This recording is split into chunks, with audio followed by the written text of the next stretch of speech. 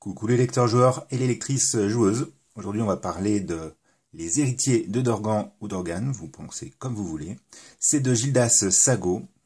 C'est un cycle et c'est le premier tome, édité chez Scriptarium dans la série des défis et sortilèges. Il s'agit d'une réédition du livre paru avant chez Folio Junior dans la série toujours des défis et sortilèges. C'était à l'époque le numéro 5, puisqu'il y avait un premier cycle qui se terminait au numéro 4.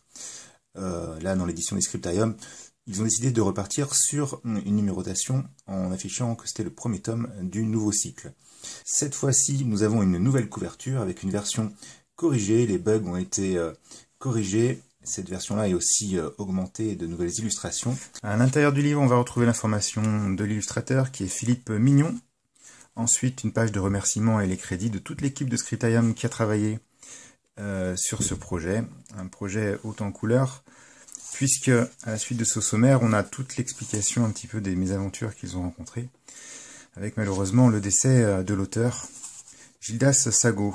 Ensuite, on revient sur l'univers de défis et sortilèges, avec voilà, un résumé du monde de Dorgan. Et enfin, on va rentrer dans le vif du sujet, à savoir la carte et ses index, qui correspondent à différents lieux de carte et à des numéros de pages. Les règles du jeu, c'est un livre particulier, puisqu'on va incarner 4 personnages. À la fin du livre, on va retrouver les cahiers des personnages. Qu'est-ce que c'est que ces cahiers? Eh ben, ça va être la description des différents héros, avec par exemple le paladin et son arme à silène. Et ensuite, on va avoir une quinzaine de paragraphes qui lui sont propres, dédiés à seulement ce héros-là. On a la même chose pour l'illusionniste, sauf qu'il y a aussi quelques petites pages sur la magie. La même chose sur le barde, et enfin sur le dernier personnage, qui n'est rien d'autre que le démon. C'est pour ça que dans les règles du jeu, il est précisé qu'il va avoir soit un numéro de page, soit un nom de lieu qui correspond index que l'on a vu tout à l'heure, soit un numéro qui fait partie du livre des héros, ce qu'on vient de voir à l'instant. Enfin, fin d'aventure, ça on connaît bien, ça veut dire qu'on a fait un mauvais choix. On retrouve la mise en page des différentes fiches de tous les protagonistes que nous allons incarner avec leurs caractéristiques, à savoir que ça a été remis au goût du jour, puisque la précédente édition comportait des anomalies assez importantes d'ailleurs. Ensuite, il est expliqué ces fameuses feuilles de personnages, qu'il y a l'initiative. L'initiative, c'est qui va combattre, qui va lancer le combat, qui va jeter les dés en premier pour toucher l'autre. Le combat, la magie. Ensuite, les points de vie sont composés de vitalité et d'un niveau de blessure.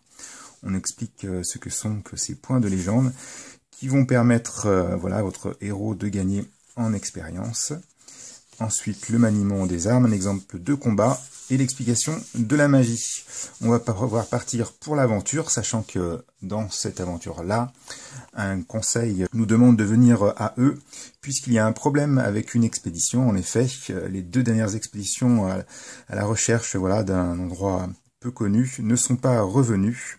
Et donc, il faut voir et enquêter ce qui s'est passé. Pour cela, c'est parti, rendez-vous au 1. Et dès le début, on va avoir choix 1 du livre des héros. Donc, quel héros va rentrer en action pour répondre voilà, à la salle du conseil. À l'intérieur du livre, il va avoir toutes les nouvelles illustrations, alors qui sont moi je les trouve vraiment très très belles, comme celle-ci. Et les anciennes aussi étaient déjà très belles. Celle-ci est une ancienne qui existait déjà. La mise en page et revue au goût du jour est très belle. Et voilà, n'oubliez pas de prendre 3d6 pour pouvoir jouer cette aventure qui est indispensable pour tous ceux qui avaient l'édition précédente, puisque celle-ci est totalement corrigée. Tous les bugs ont été modifiés. Et donc on peut jouer l'aventure de manière optimale. Ceux qui ne connaissent pas non plus du tout cet univers peuvent se lancer avec celui-ci, puisque c'est le premier tome de la série.